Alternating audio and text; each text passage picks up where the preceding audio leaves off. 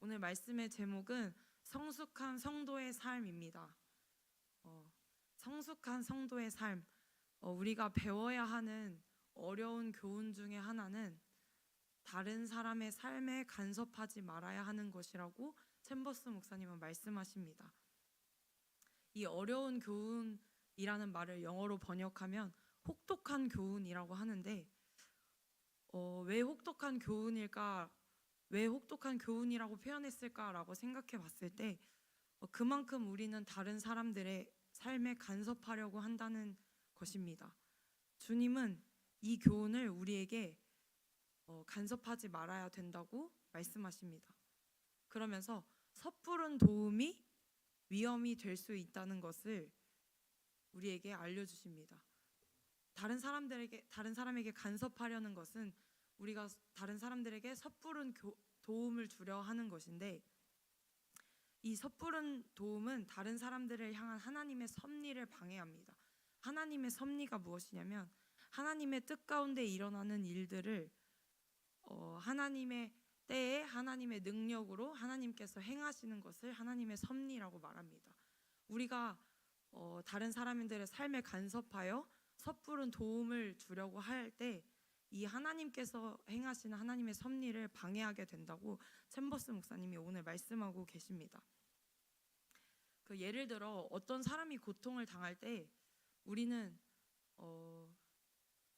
저희 교회가 지금 중기도회를 하고 있듯이 어떤 사람이 고통을 당하거나 어려움에 처했을 때 같이 중보기도를 한다라고 말합니다. 그럴 때 우리가 하는 실수가 있는데 그 실수가 뭐냐면, 하나님, 그 사람이 고통 가운데 고통받지 않게 하기 위해서 우리가 하나님 그 고통을 막아주세요. 그 사람이 고통받지 않게 해주세요 라고 우리는 중보기도 한다라고 흔히 많이들 생각하시는 것 같은데요. 이 말에는 이 말을 챔버스 목사님이 이렇게 표현하고 있습니다. 그 사람이 고통받지 않게 하기 위해 우리의 손을 하나님의 손보다 앞에 펼치려고 합니다. 하나님의 손보다 우리의 손이 앞에 펼쳐진다고 해서 하나님이 계획하신 일을 우리가 막을 수 있을까요? 이것은 불가능한 일입니다. 그렇지만 우리가 다른 사람들에게 섣부른 도움을 주고자 할 때 우리는 이러한 어리석은 행동을 하는 것과 같다라는 의미입니다. 이럴 때 하나님께서는 오늘 본문 말씀에 베드로에게 말씀하신 것처럼 이것이 너와 무슨 상관이 있느냐? 너는 나를 따르라 라고 베드로에게 말씀하십니다. 이 말씀의 배경을 조금 설명하자면 베드로가 예수님을 부인하고 예수님이 돌아가신 후에 자신의 생업인 물고기를 잡으러 제자들과 갔을 때 예수님께서 베드로를 찾아오십니다. 그러면서 베드로에게 네가 나를 사랑하느냐 라고 3번 물으시고 내 양을 먹이라 라고 말씀하십니다.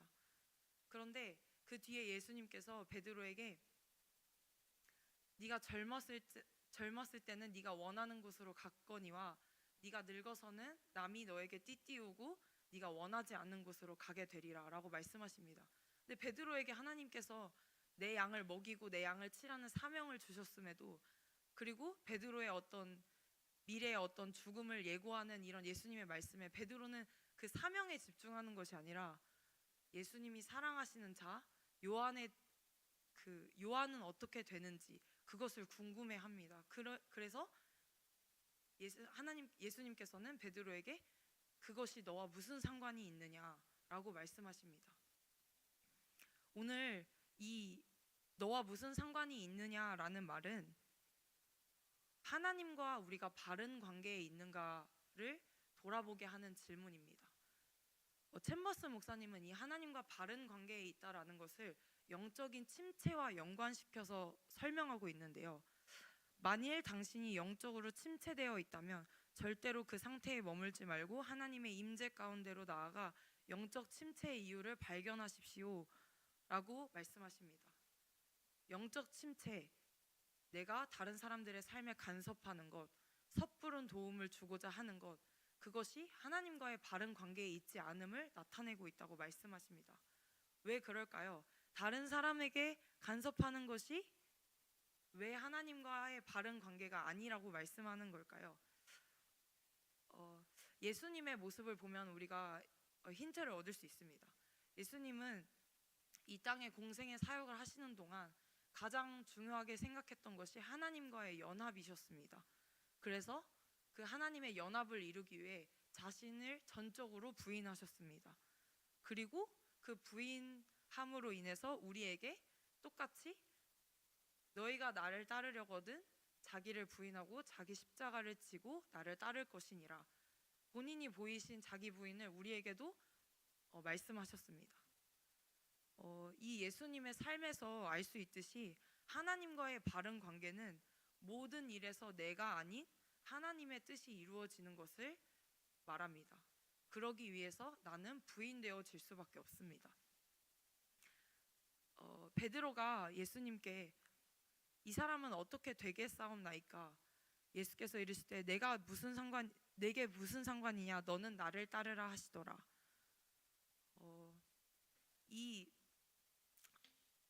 하나님과의 바른 관계 가운데 있지 않으면 우리는 이러한 하나님과의 바른 관계가 있지 않은 가운데 하나님이 주신 사명에 집중하지 못하고 다른 사람을 간섭하게 되거나 다른 사람들의 미래가 궁금한, 하나님께서는 저 사람을 어떻게 하시는가, 초점이 다른 곳으로 향하게 됩니다.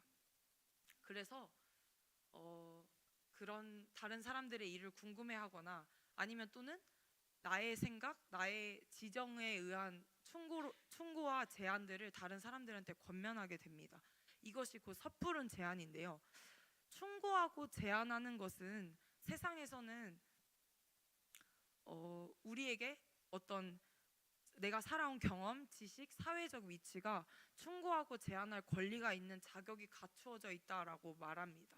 그런데 하나님의 말씀에서는 이런 것들은 그러한 자격이 되지 않는다라고 말씀합니다. 이것은 세상이 말하는 기준이고요. 예수님, 충고와 제안을 할 수 있는 그 주체는 바로 하나님이십니다. 그래서 하나님은 우리를 통해 하나님께서 충고와 제안을 하시도록, 그 사람을 향한 진정한 충고와 제안을 하시도록 우리가 도구가 되어지길 원하시는 것입니다. 그래서 우리에게 자기 부인을 말씀하시는 것입니다. 예수님께서 이 땅에서 하나님과 교제했던 것이 바로 그것인데, 갈라디아서 2장 20절을 보면 이렇게 표현하고 있습니다. 이제 우리가 육체 가운데 사는 것은 나를 사랑하사 나를 위하여 자기 자신을 버리신 하나님을 믿는 믿음 안에서 사는 것이라. 여기서 중요한 것은 자기 자신을 버리신이라는 말입니다. 자기 자신을 버렸다는 것은 하나님께서 자기를 버리며 죽기까지 복종하실 정도로 자기를 부인하셨습니다. 자기를 부인하셨다는 것은 이 성경에서 말하는 모든 메시지 가운데, 이 모든 메시지 가운데 핵심을 관통하는 메시지라고 말할 수 있습니다. 예수님께서 자기 부인을 하신 것이요, 예수 그리스도께서 우리를 사랑하시고 그래서 보이신 그분의 사랑은 섣부른 간섭과 충고와 제한이 아니라, 또 인간적인 위로가 아니라 자기 자신을 버리시는 사랑이셨습니다. 인간의 타락 또한 역시 같은 원리에서 일어납니다. 하나님이 이 모든 만물의 주인임을 나타내시는 선악과 이야기가 창세기에 기록되어 있습니다. 선악과를 하나님께서는 에덴 동산 중앙에 두셨는데, 그것을 보면서 우리는 왜 하나님께서 죄를 짓게, 사람으로 인하여 하여금 그걸 보고 죄를 짓게 선악과를 동산 중앙에 두셨어 라고 생각할 수 있는데, 그것은 하나님의 의도를 전혀 모르는 이야기입니다. 하나님은 그 선악과를 보며 인간이 모든 것이 하나님으로부터 시작된다, 하나님으로 말미암아 존재한다, 하나님께서 이 모든 만물의 주인이시다라는 것을 기억하라고 그것을 동산 중앙에 두셨습니다. 다시 말해 하나님의 주권을 인정하라는 말이었습니다. 인정하라는 의미였습니다. 그런데 인간은 사탄의 유혹으로 그 선악과를 따먹었고, 이것이 인류의 첫 죄악이자 타락의 시작이었습니다. 타락의 원인은 하나님이 주인이심을 거부한다라는 것입니다. 하나님이 주인이신 것을 거부하고 하나님이 주인이신 자리에 내가 주인이 되고자 하는 것, 이것을 바로 우리는 죄라고 말합니다. 성경의 시작인 창세기에 이 선악과 사건이 기록되었고 이후에 일어나는 성경의 모든 인간의 죄악은 바로 이 선악과 사건, 하나님의 자리에 인간이 오고자 하는 이 죄를 근간에 두고 이루어져 있습니다. 따라서 하나님께서는 이 인간의 죄를 해결하실 유일하신 한 분, 예수 그리스도로 말미암아 인류를 구원하셨는데, 그 방법이 예수님께서 이 땅에 오셔서 보이신 방법, 하나님과의 온전한 연합, 십자가에서 죽기까지의 자기 부인을 통해, 이게 바로 선악과 사건과 대조되는 사건이죠. 하나님의 자리에 나를 올려놓는 그 인류의 죄, 타락과 반대되게 예수님은 자기를 버리시면서까지 하나님과 연합되기를 원하셨습니다. 그래서 이걸로 인해 우리는 사망에서 생명으로 옮겨졌고, 그것뿐만이 아니라 예수님은 생명으로 옮겨졌다면 그 생명을 가진 사람으로서 예수님의 자기 부인하는 삶을 살아내라고 말씀하고 있는 것입니다. 이게 우리가 맨날 자기 부인 해야 된다 말하는데, 그 자기 부인은 그냥 나를 다 거부하라고, 네가 하는 건 다 틀렸어 라는 하나님의 비인격적인 말이 아닙니다. 하나님께서 만드신 우리는, 하나님께서 만드신 나는 하나님 안에서 내가 부인되어지는 하나님과의 온전한 연합 속에서만 그 진정한 위치를 찾게 됩니다.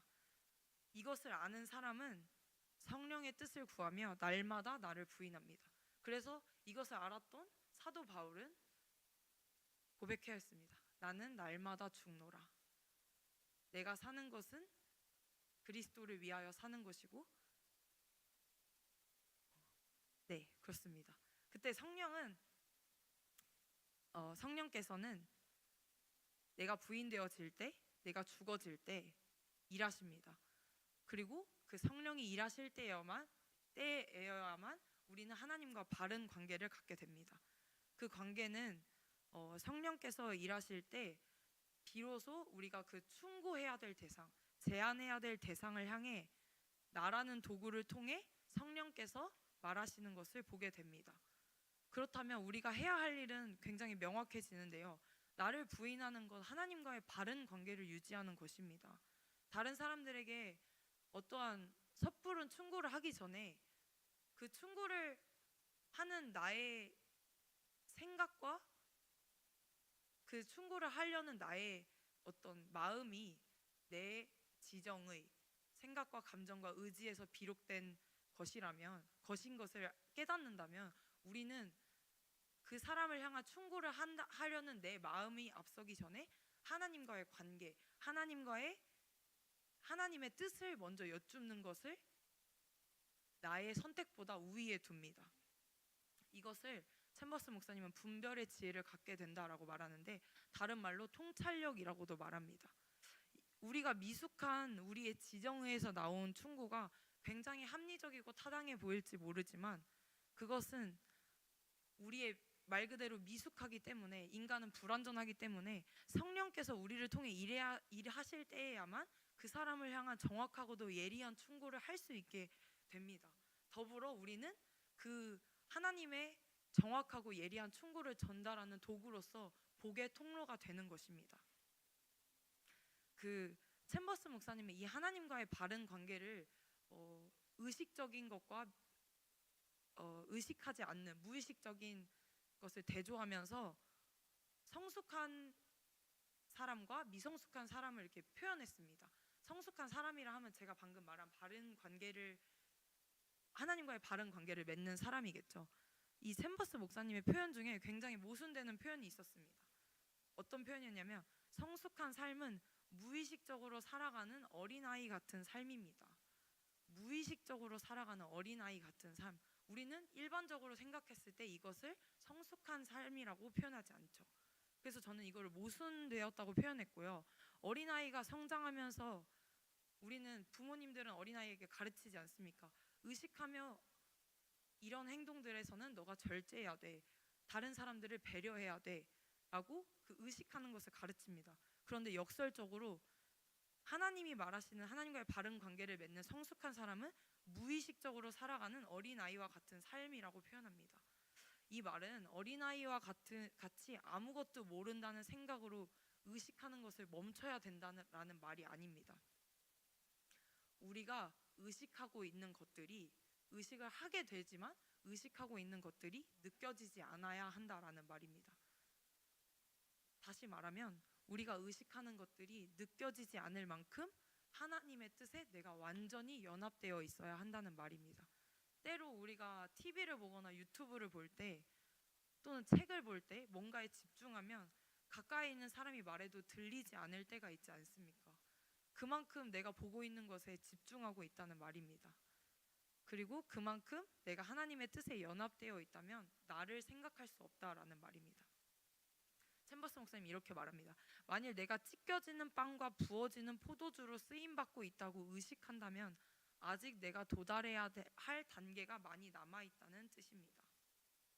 이 챔버스 목사님 최고봉 말씀 중에 핵심 어구인 찢겨지는 빵과 부어지는 포도주는 우리가 사모하고 그것을 닮아갈 그런 모습이 되고자 하는데 이것을 의식하고 있다면 우리는 아직 미성숙한 단계라는 말입니다.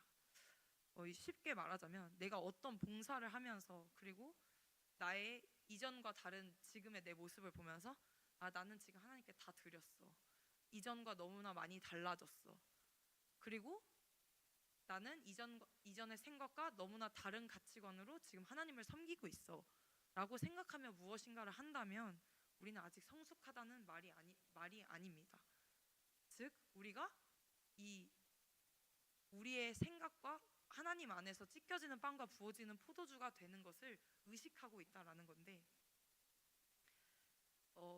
정말 성숙한 단계에 도달하면 이 찢겨지는 빵과 부어지는 포도주라는 것을 의식하지 않는 단계에 도달하면 하나님께서 나를 통해 무엇을 하시는지에 대한 모든 의식이 사라집니다. 내가 무엇을 하든 어떤 일을 겪든 그 일을 통해 일하시는 하나님만 보이지 나는 중요하지 않게 느껴집니다. 다시 말하면 우리는 성숙해지는 그 과정으로 갈수록 하나님과의 바른 관계를 맺어가면 할수록 우리의 삶은 굉장히 단순해집니다. 우리의 신앙도 단순해집니다. 그리고 우리는 이 단순해지는 과정을 훈련해 가고 있는 것입니다. 하나님의 뜻을 행하며 하나님과의 바른 관계 가운데 있다면 하나님의 뜻을 하나님의 뜻을 행하면서 찬양하고 감사하고 그리고 다시 하나님을 찬양하고 감사하고 하나님의 뜻을 구하고 그 하나님의 뜻을 행하게 하시는 하나님께 감사하고 그 하나님을 찬양하고 이 하나님께만 온전히 시선이 집중되어 있기 때문에 나는 여기서 어떻게 해야 되지? 나는 여기서 어떤 위치이지? 나는 사람들한테 어떻게 보여지지? 시선이 나에게 가지 않다라는 말입니다. 그리고 우리의 입에서는 찬송과 감사가 끊이지 않습니다. 하나님의 뜻만을 구하게 됩니다. 이 챔버스 목사님의 마지막 표현이 저는 되게 와닿았는데요. 성도는 의식적으로 성도가 되는 것이 아닙니다. 다만 의식적으로 하나님을 의지할 뿐입니다. 라고 말합니다. 의식적으로 우리가 하나님의 성도로서 그리스도인으로서 갖춰야 할 무엇인가를 생각하고 의식해서 그것을 행한다는 말이 아닙니다. 다만 내가 생각하는 모든 것이 옳다고 느껴져도 나는 지금 굉장히 달라졌고 굉장히 하나님 안에서 성숙했다고 느껴지는 그 순간에도 내 생각에 몰두하여 내 생각이 옳다고 주장하며 그것을 추진해 가는 것이 아니라 나의 모든 것이 옳아도 하나님께서 제게 원하시는 것은 무엇입니까? 라고 질문하는 사람입니다. 이것이 의식적으로 성도가 되는 것이 아니라 의식적으로 하나님을 의지하는 것입니다. 우리가 교회에서 하고 있는 모든 눈에 보여지는 가시적인 것들이 하나님 안에서 하나님의 뜻과 방향대로 가고 있습니까? 사람들이 다 인정해 줄지라도 저는 정말 하나님이 기뻐하시는 자리에 있습니까? 내 마음에 부대끼는 이 모든 것들 가운데 내 뜻이 아닌 하나님의 뜻만을 나는 분별하고 있습니까? 아니면 내 생각을 옳다고 주장하며 그 생각을 고집하고 있습니까? 여러분, 여러분에게 드리고 싶은 말씀이 있는데요. 이것은 저에게도 똑같이 하는 말입니다. 알량한 사람들의 인정과 칭찬에 속지 마십시오. 또는 자신의 변화된 모습을 보며 알량한 자기 만족으로 하나님의 뜻을 여쭙는 것을 소홀히 하지 마십시오. 하나님과의 바른 관계는 이러한 순간에 내 안에 알량한 자기 만족과 알량한 사람들의 인정으로부터 오는 뿌듯함 가운데 하나님께 하나님의 뜻을 여쭙는 것입니다. 하나님의 뜻을 쫓아가는 것입니다. 어떠한 것보다 하나님의 시선에 내 시선을 맞추는 것입니다. 성경은 말하고 있습니다. 모든 사람이 칭찬하면 화가 있을 것이라고 말합니다. 주님은 아무도 보고 있지 않는, 아무도 모르는 우리의 깊은 것들을 알고 계십니다. 그것을 의식하는 사람은 무의식적인 아이와 같은 삶을 살게 될 것입니다. 아이와 같은 단순한 삶이지만 그것은 하나님께서 인정하시는 성숙한 성도의 모습이 되는 것입니다. 마지막으로 성경 말씀 하나를 더 말해드리고 싶은데요. 여호수아 6장과 7장에 보면 여호수아가 여리고성을 정복한 내용이 6장에 나와 있고 7장에는 아이성 전투에서 패배하여 아간이 그 하나님의 것을 범죄하여 그 아간과 아간의 가족들이 죽는 그 사건이 나와 있습니다. 이 6장과 7장이 여리고성은 하나님께서 승리하게 하셨는데 아이성은 패배하게 하셨고 하나님의 진노를 샀습니다. 이 두 장을 비교하면서 제가 어떤 것이 큰 차이였을까라고 묵상해 봤을 때 6장 전체에서는 여리고성을 전투할 때는 하나님이라는 단어가 계속 나옵니다. 여호와의 뜻을 여쭙고 여호수아가 끊임없이 여호와의 뜻을 행하기 위해 하나님께 그것을 구합니다. 그리고 백성들에게 너희는 입을 열지 말라. 내가 너희에게 명령할 때 입을 열라라고 말합니다. 그러니까 우리 여호수아의 명령 또한 하나님으로부터 임한 것이었고 그 백성들에게 하는 입을 열고 닫는 것조차 우리로부터 나오는 것이 아니라 하나님의 명령에 따르는 것이었습니다. 근데 아이성 그 7장의 내용을 살펴보면 하나님이라는 단어가 안 나와 있습니다. 여호수아가 여리고성 전투를 통해 이 하나님을 잊어버리고 아이성 전투를 그냥 행한 것이지요. 우리는 우리의 삶에서도 이것은 똑같습니다. 우리가 뭔가 되어졌다고 생각했을 때, 뭔가 굉장히 뿌듯한 것을 이뤘다고 생각했을 때, 그때 우리 안에 이미 교만은 들어와 있습니다. 우리 안에 이미 하나님보다 나의 생각이 앞서져 있다라는 것을 우리는 그때 의식해야 합니다. 그리고 하나님 앞에서 하나님과의 바른 관계를 점검해야 됩니다. 하나님, 내가 이러한 것들을 느끼고 있지만 모든 것이 잘 되어가고 있는 것 같지만 이 가운데 하나님은 무엇을 말씀하고 계십니까? 저에게 하나님은 어떤 것을 분별하게 원하십니까? 라는 그런 질문을 하는 것이 하나님과의 바른 관계를 맺는 것입니다. 그리고 이러한 관계를 맺을 때야만 하나님만을 의식하는 성숙한 성도가 되어집니다. 그러한 성도님들이 되시길 예수님의 이름으로 축복합니다. 기도하겠습니다. 하나님 감사합니다. 오늘 말씀을 통해 하나님 우리에게 성숙한 성도가 어떤 것인지 말씀해 주셨습니다.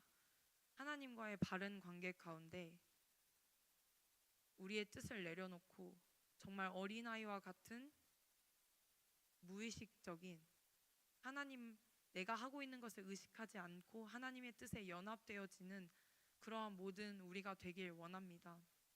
하나님께서 우리를 이끌어 가실 때